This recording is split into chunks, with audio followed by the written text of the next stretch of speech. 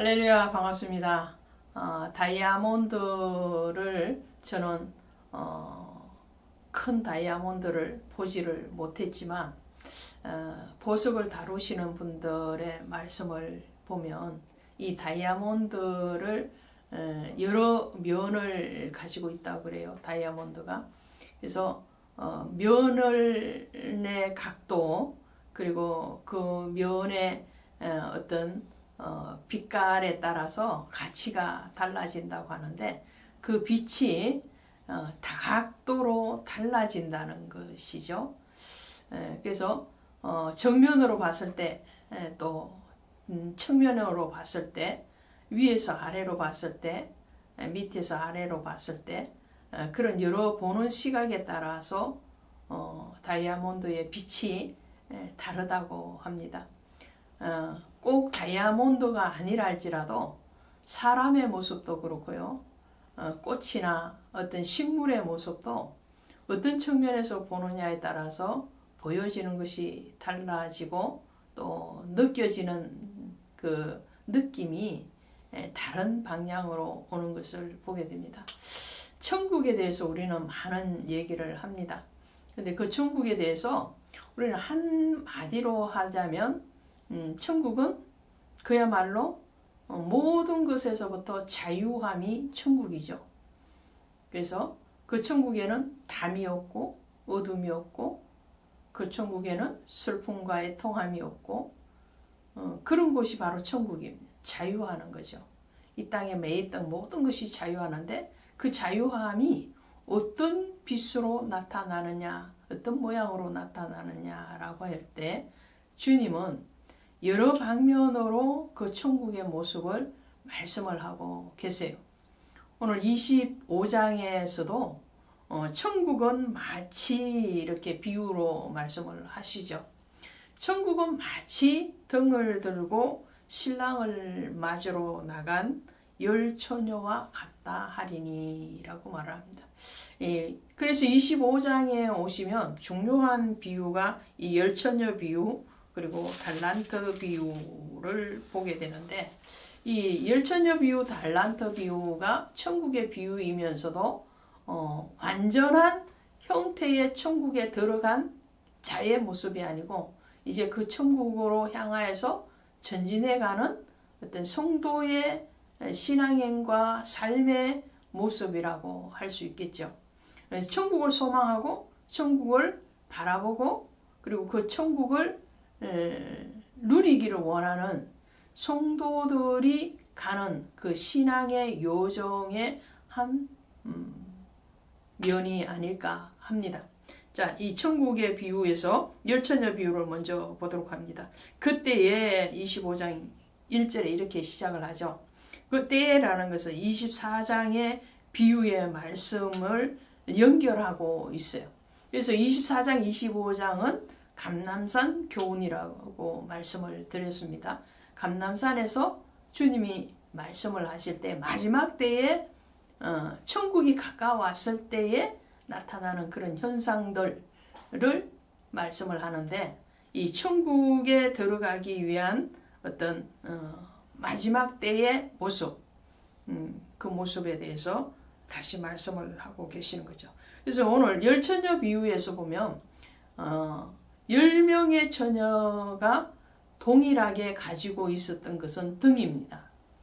근데 5명의 처녀는 등에 기름이 가득 차 있었고요. 5명의 미련한 처녀는 등은 있었으나 기름이 충분하지 않았다라는 것을 보게 됩니다. 그러면 여기에서 등이 무엇이고 기름이 무엇인가를 보게 되겠죠. 제가 서두에 말씀을 드렸습니다. 다이아몬드뿐만 아니라 모든 사물, 심지어 사람까지라도 어떤 모습으로 또 어떤 방향에서 보느냐에 따라서 보여지는 면이 다르다고 말씀을 드렸죠. 그 본질은 똑같습니다. 다이아몬드, 꽃, 사람, 혹은 뭐 다른 동물이 될 수도 있겠죠. 본질은 같은데 보여지는 면이 다른 것과 같이 이 천국의 비유의 해석에 있어서도 오늘 열처녀의 비유라면 이 등을 어떻게 표현하느냐 또 기름을 어떻게 표현하느냐는 각각의 말씀을 깨달은 자의 모습이겠죠. 저는 매년 이 말씀을 묵상하면서 매년 제가 깨닫는데도 말씀이 조금씩 다르게 느껴지고 깨달아져요. 오늘은 그 한 가지 예로 이 등은 무엇을 얘기하느냐?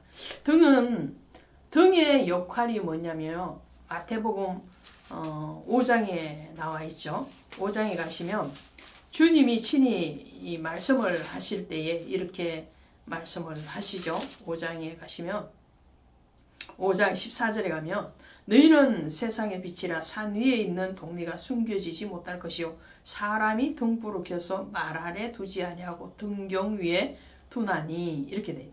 그래서 등불의 역할. 이 등불은 등 안에 있는 불이 등불이잖아요. 이제 그렇죠.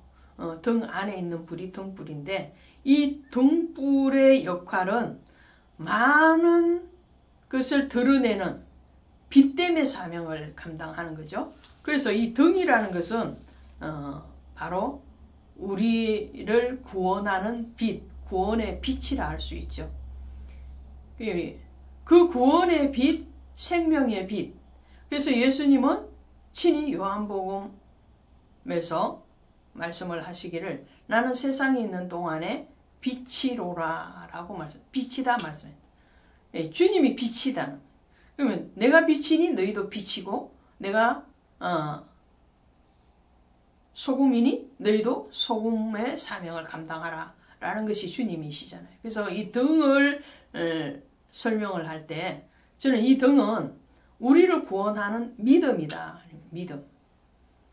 믿음은 내 자의적으로 나의 수고와 노력으로 만들어지는 것이 아니라는 거죠. 믿음은 선물이라고 그랬어요. 에베소서 2장 8절에 가시면 하나님이 주시는 은혜의 믿음으로 우리는 구원을 받았다 그랬거든요. 그러니까 은혜로 우리에게 주어지신 것이 믿음이에요. 그래서 내가 믿은 것 같지만 내가 스스로 교회를 나온 거 예수님을 영접한 것 같으나 아니라는 거죠. 주님이 그 마음을 주장하지 아니하고 그 발걸음을 인도하지 아니하고 주님이 예정 가운데 그 사람을 두지 아니하면 그 사람이 예수님을 영접하지 않는 거죠. 그래서 이 10명의 처녀가 똑같이 가지고 있었던 이 등은 하나님이 선물로 주신 믿음이에요. 하나님 이 10명의 처녀에게 똑같이 믿음을 줬어요. 믿음을 줬는데 그 등불을 밝히는 사명, 그 밝히기 위해서는 기름이 있어야 되는 거죠. 믿음을 줬어요. 그래서 큰 믿음, 작은 믿음, 표현상이죠. 표현상. 그래서 성령 충만하라 이렇게 말. 자, 등을 밝히는 데는 기름이 있어야 되는데 이 기름은 뭐냐? 기름은 바로 성령이다. 성령. 그 성령을 성경에서는 많은 부분에서 기름으로 표현을 하죠. 그래서 이 기름이 바로 성령이라면 그 성령은 뭐냐라는 거예요. 성령은 뭐냐? 성령은 진리의 영이다. 그래서 주님이 친히 진리의 영이 너희에게 오시면 이렇게 말씀해요. 그 진리의 영은 바로 성령이다. 그럼 성령을 어떻게 우리 성령 충만하게 하옵소서 그러잖아요.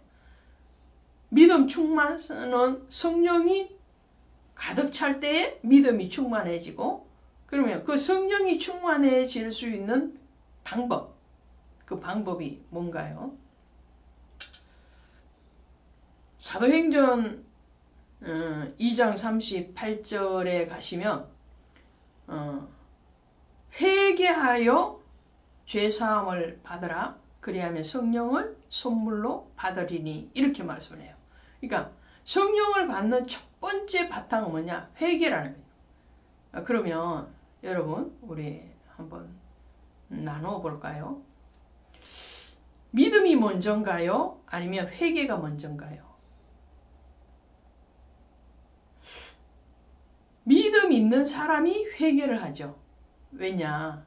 예수 그리스도를 믿는 믿음이 없으면 예수 그리스도가 나의 죄를 위해서 대속의 제물이 되시고 그 예수 그리스도로 말미암아서 구원을 받았다라는 그런 확정된 믿음이 없으면 내가 죄인이라고 고백되어지는 회개가 일어나지 않는 거죠.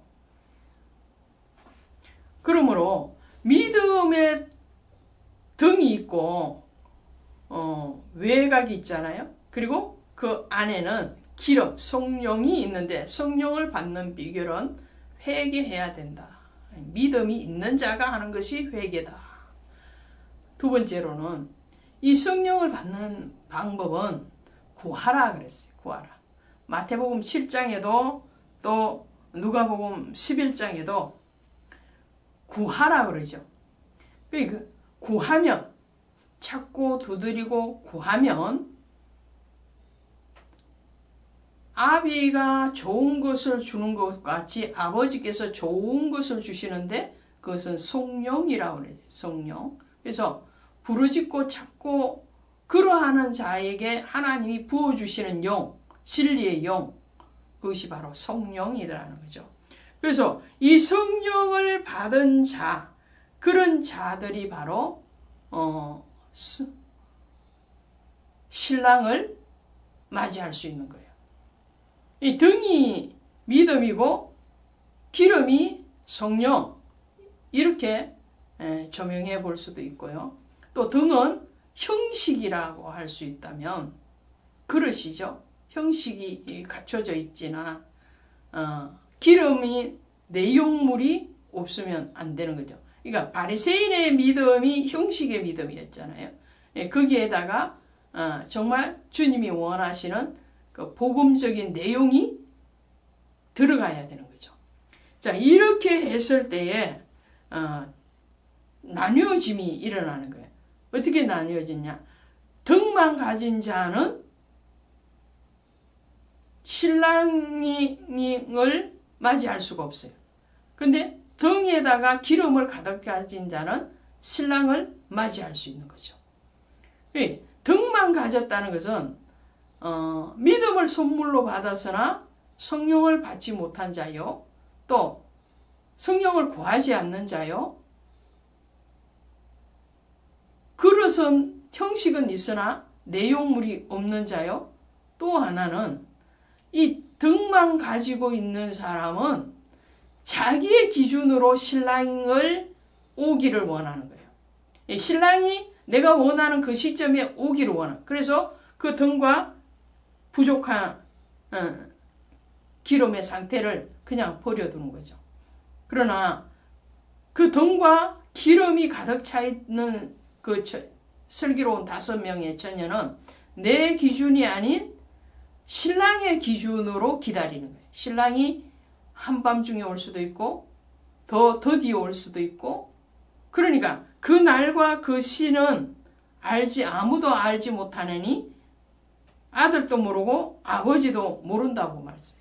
그것에 대한 믿음을 가지고 있는 거죠. 신랑의 기준, 나의 기준이 아닌 신랑의 기준으로 기다리는 자가 바로 슬기로운 5처녀예요.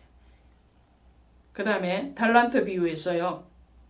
이 달란트의 비유에서 우리가 봐야 되는 거는 주인의 마음을 우리가 알아야 된다는 거죠.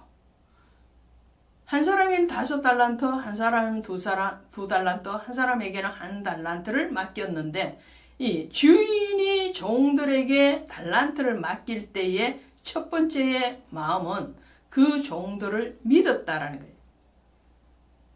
그래서 이 믿음이 없으면은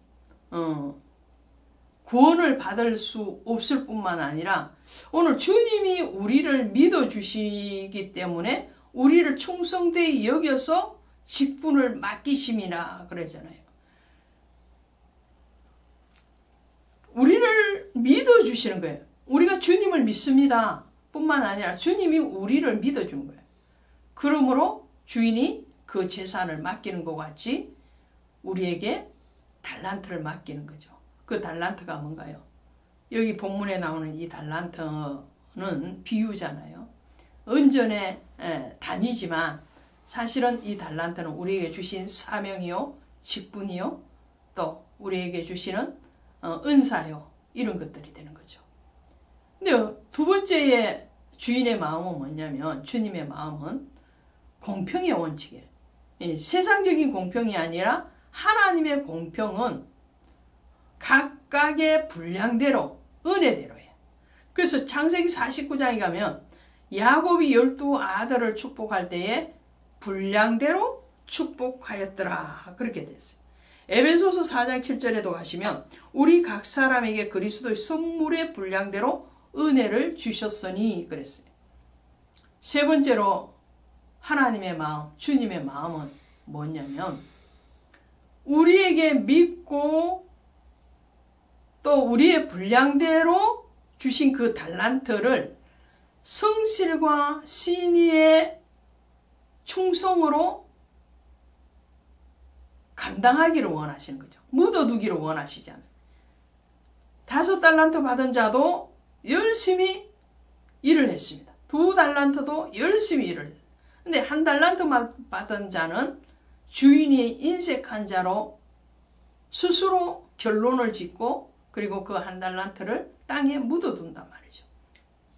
그러니까 주인이 와서 결산을 할 때 5달란트 받은 자, 2달란트 받은 자에게는 착하고 충성된 종아 이렇게 말씀을 하지만 1달란트 받은 자에게는 악하고 게으른 종이라고 말을 하고, 저와 여러분은 주인의 마음을 아는 종이 되고 그리고 충성되고 착한 종으로 승리하시기를 원합니다. 고맙습니다.